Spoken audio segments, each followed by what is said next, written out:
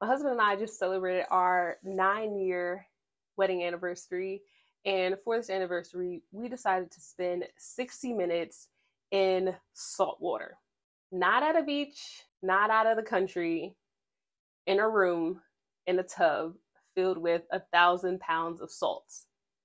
And the description on the website said swim caps do not work. So naturally, my first question was, what do I do with my hair?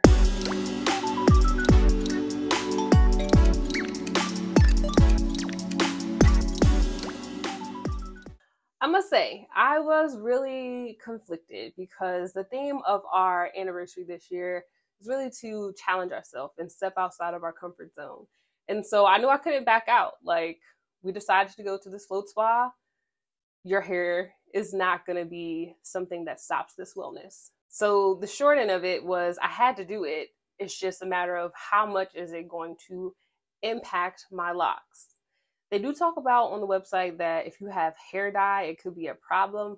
But for me, I knew that my color doesn't bleed. Like, I don't see my color transfer on my clothes or on my bed or anything like that. So I knew I wouldn't have any issues with it staining or impacting the water. I was just worried about all of that salt in my locks for 60 minutes. So we get to the float spa and they put us in a room. I'm grateful that it wasn't a pod. So most of the pods that we saw these pods, I want to say pre-pandemic, where you got into the like a little circle almost, and then they close the lid on you. So then you're in complete darkness, floating for 60 minutes. I personally was not about that life. Like, that just sounds a little too uncomfortable. So this one was like a float room, if you will. So it's like it's not so closed in. We got in there and they had a light, they had music. Like, it was acceptable for the first time. But when we get into the room, of course you gotta, take off all your clothes. And then they ask for you to take a shower. And then here is where I was like, yes, I can help my hair. So the cool thing about hair is that your hair is like a sponge and it will absorb water, absorb product. And the intention is that those things stay, which that's porosity. That's a whole nother conversation.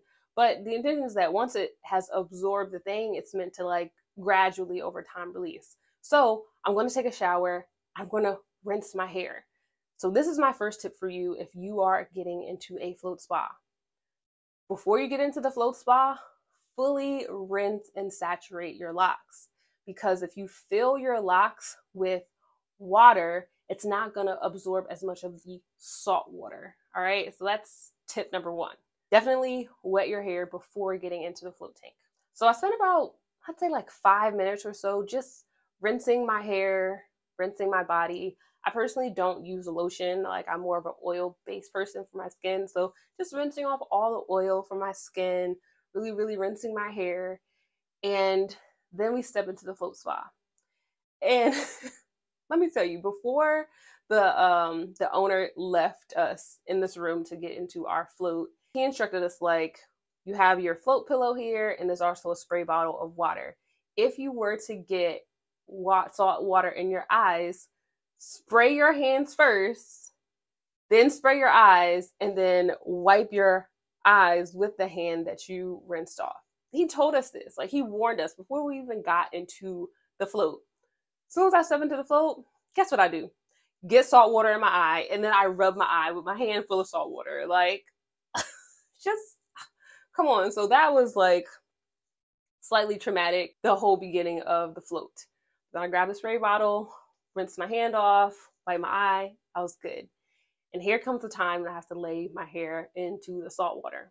So I sit down. I'm just like, okay, I'm really not floating. Like, what's going to happen? When am I going to float? Because I sat in the water. Like, my butt was on the bottom of the tank. So I was like, maybe you got to, like, release and lay back. So I lay back, put my locks in the water, and then I was floating on the top of the water. It was amazing. It was a very, like, out of body experience, if you will. but my locks also started floating, like sitting on top of the water, which I felt like it was really, really cool. And for the most part, my locks stayed behind me the entire time. So we do our float. I really only last like 50 minutes. Like the water got too cold. So if you're like me and you like real hot showers, like 45 minutes, I feel like is more than enough in there because the water started getting to like room temperature, and that's freezing cold to me. So I get out of the float tank, and that is when my hair felt so just, you ever been to like the beach and you have a bathing suit on, right? And then you take your bathing suit off, but you don't wash it and just let it dry, and it feels like crispy. That's kind of like what my hair felt like when I got out of the float tank. Like it felt like rough, but it also felt really, really light. Okay, so salt, we know, cleanses. What I felt like was that my locks were detoxified in a way that you could really only get from going to an ocean and getting into natural water and, you know, letting your locks be in that water for a long time. So I loved that feeling. But then the roughness to my hair wasn't cool. I didn't like that. What I wished I had and what I wish I would have thought about was packing my own shampoo, because that would have been amazing. Immediately after this full body soak in some pretty cleansing water, cleansing my energy, cleansing my hair, I could have then washed it, and that would have been amazing. So tip number 2 is bring your shampoo, bring your cleansing products with you so you can take advantage of the entire detoxifying cleansing process, okay? So I didn't have those with me. So I just, again, just rinse my hair, rinse my hair, rinse my hair. Y'all know rinsing is like 10, 15 minutes for me. So I just rinsed my hair, like just kept rinsing it. I, again, didn't have my towel or anything. So I asked the owner for an extra towel before I had gotten into the soak. So I had a towel for my hair, a towel for my body, toweled my hair as much as I could to get as much of the water out of my hair. Again, I didn't have any oil. I didn't have any more. I didn't have any hair products. All right. We just showed up. I wished I would have, but I didn't. Coming out of the entire experience, like letting my hair air dry because we can't use handheld dryers on our locks.